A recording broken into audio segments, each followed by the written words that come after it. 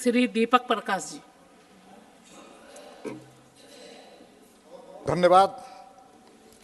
इस महत्वपूर्ण बिल में मुझे बोलने का आपने अवसर दिया, इसके लिए मैं दिल की गहराई से आपका अभिनंदन करना चाहता हूं।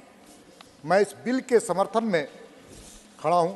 सबसे पहले मैं बधाई देना चाहता हूं देश के यशस्वी प्रधानमंत्री नरेंद्र मोदी जी को और हमारी वित्त मंत्री निर्मला सीतारमण जी को कि उनके कार्यकाल में, मोदी जी के कार्यकाल में भारत आर्थिक क्षेत्र में दुनिया में एक मिसाल पेश की है।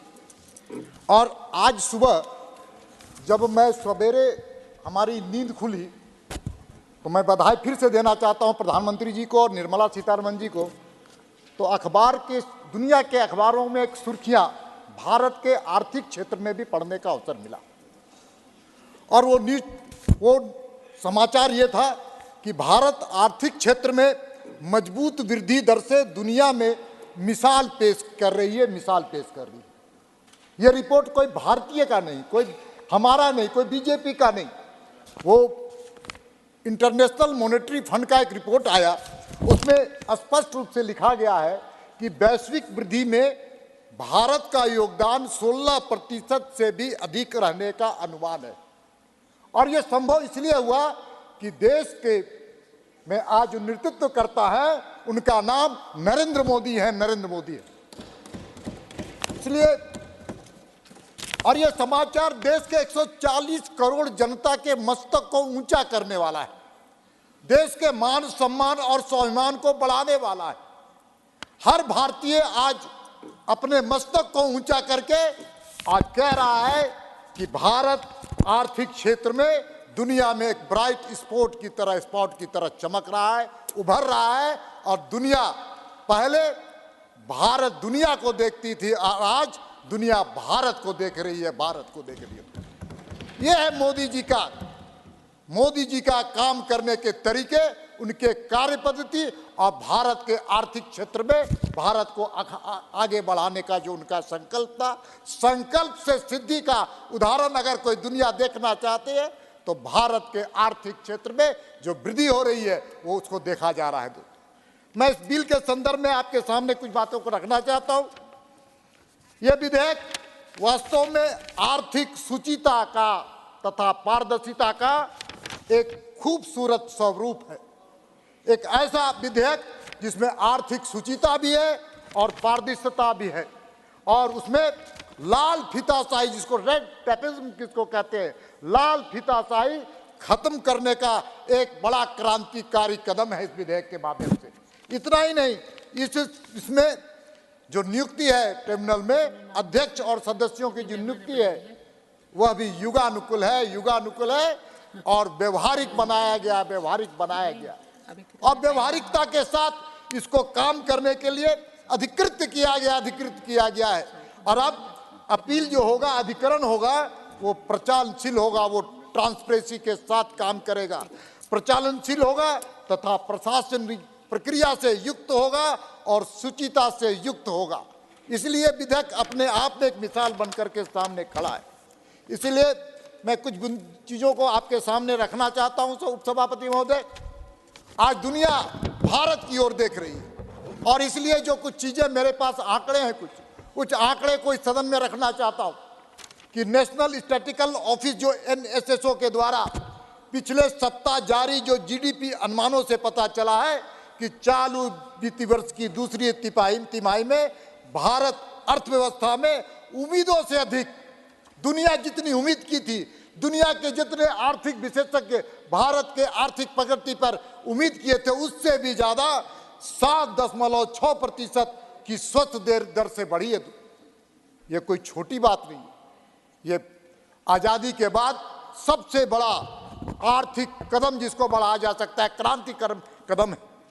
इसने इतना ही नहीं, इसके साथ ही मैं आपको बताना चाहता हूं कि इसके साथ ही हाल में जो संपन्न चुनाव हुए, संपन्न चुनाव में जो नतीजे घोषित हुए हैं, उसके बाद शेयरों के बाजार में, शेयर के मार्केट में जिस प्रकार से उत्साह देखा गया है, उससे पता चलता है कि अब निवेशकों को और अगले साल जो आम चुनाव होंगे उसमें राजनीतिक और नीतिगत जोखिम जो होता है, जिसके चलते इन्वेस्टर डरते हैं, वो नहीं होगा।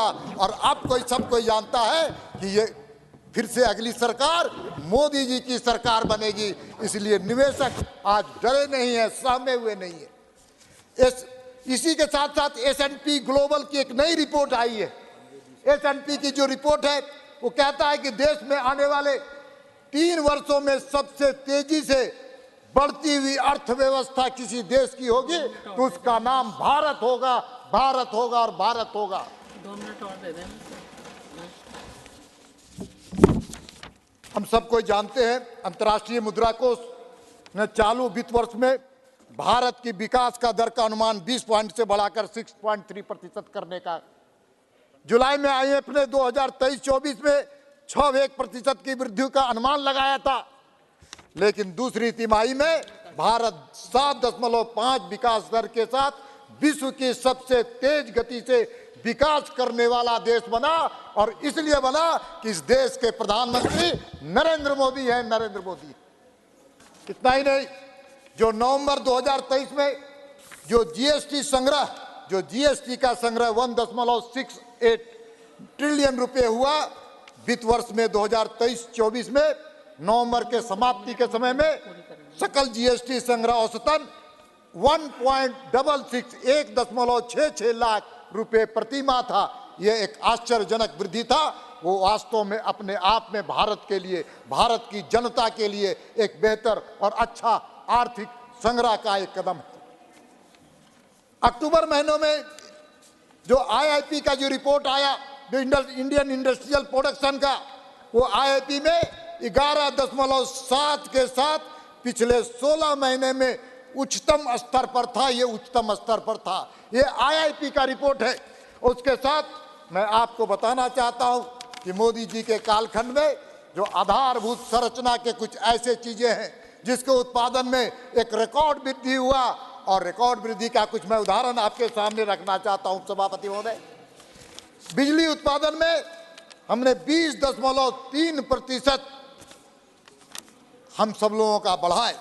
हम सब कोई जानते हैं कि पिछले सरकार की तुलना में अगर हम करें तो बिजली उत्पादन 20.3% बढ़ा, और इसका मूल कारण है मोदी जी के नीतिगत निर्णय और उनके कार्यकाल के पॉलिसी पैरालिसिस को खत्म करके देश को आगे बढ़ाने का संकल्प नरेंद्र मोदी जी ने लिया। उसी के चलते बिजली के उत्पादन में वृद्धि हुई। कोयले के उत्पादन 18.4% की वृद्धि हुई।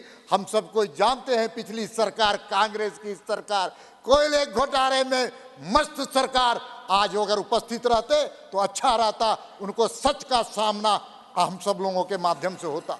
लेकिन सच है कि कांग्रेस को कभी सच पसंद नहीं है, इसलिए कोयले के उत्पादन में मोदी जी के नेतृत्व में 18.4% बढ़ाने का काम है। उसी प्रकार से सीमेंट का उत्पादन, इंफ्रास्ट्रक्चर में सीमेंट का भी बहुत बड़ा उपयोग होता है। किस प्रकार से आधारभूत संरचना को प्रधानमंत्री नरेंद्र मोदी गांव देहात, टोले बस्ती तक ले जाने का संकल्प था, उसको पूरा करने का काम किया। इसलिए सीमेंट के उत्पादन में भी 17.1% की वृद्धि हुई। ये कोई छोटा काम नहीं है, और ये संभव इसलिए हुआ कि देश के प्रधानमंत्री नरेंद्र मोदी है, नरेंद्र मोदी। इसी प्रकार से इस्पात के उत्पादन में 11 की वृद्धि हुई, और ये इस्पात के उत्पादन में हम कह सकते हैं कि दुनिया में इस्पात उत्पादन में भारत ने एक नई मिसाल पैदा की है, एक नई मिसाल पैदा की है। दुनिया देख रही है कि भारत में किस प्रकार से कच्चे इस्पात का उत्पादन बढ़ा है, और उत्पादन बढ़ने से, इस्पात के उत्पादन बढ़ने से स्मॉल स्केल इंडस्ट्रीज में भी लगातार बढ़ोतरी हुई है। उसी प्रकार से प्राकृतिक गैस का उत्पादन 9.9% बढ़ा है। ये कोई छोटी बात नहीं है, एक बड़ी देश को बढ़ाने का ये संकल्प से सिद्धि का ये प्रमाण है। साथ ही साथ जिसको उर्वरक उत्पादन जिसको कहते हैं किसानों के लिए, ये सरकार समर्पित सरकार, समर्पण भाव से काम करने वाली मोदी जी की सरकार। 1 मिनट में पूरा करें। 1 मिनट बस, हम खत्म कर देंगे।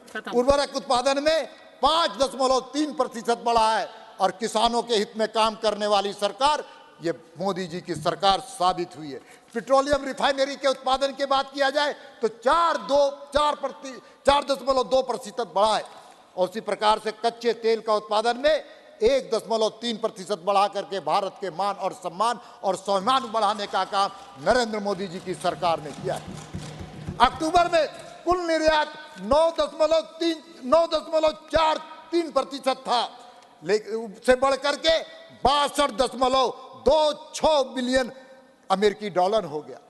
भारत के निर्यात को किस तरह से बढ़ाने का काम भारत की सरकार मोदी जी के नेतृत्व में कर रही है। हम जानते हैं कि हम एक्सपोर्ट में आत्मनिर्भर भी भारत बन रहा है और साथ में दुनिया में सामानों की आपूर्ति करने का भी भारत एक हब बन के सामने आया है। उसी प्रकार से अक्टूबर 2023 में घरेलू हवाई यातायात में 11 की वृद्धि देखी गई है। हम समझ सकते हैं एयर कनेक्टिविटी के माध्यम से। बस 1 मिनट खत्म करके, इसी प्रकार से शुद्ध प्रत्यक्ष कर संग्रह बीत वर्ष 2013-14 में 6.38 लाख करोड़ रुपए से बढ़कर के वित्त वर्ष में 2022-23 में 16.61 लाख करोड़ रुपए हो गए। 160% वृद्धि की गई और यह संभव इसलिए हुआ कि मोदी है तो मुमकिन है, मोदी है तो मुमकिन है। इसलिए हम आपसे अनुरोध करना चाहते, सदन से अनुरोध करना चाहते कि वित्त मंत्री जी के द्वारा लाया हुआ यह बिल देश के आर्थिक सुधार में एक नया कदम है, क्रांतिकारी कदम है। हम सब मिलकर के इस बिल का समर्थन करें। आपने मुझे बोलने का अवसर दिया, बहुत बहुत धन्यवाद। श्री डॉक्टर सिकंदर कुमार।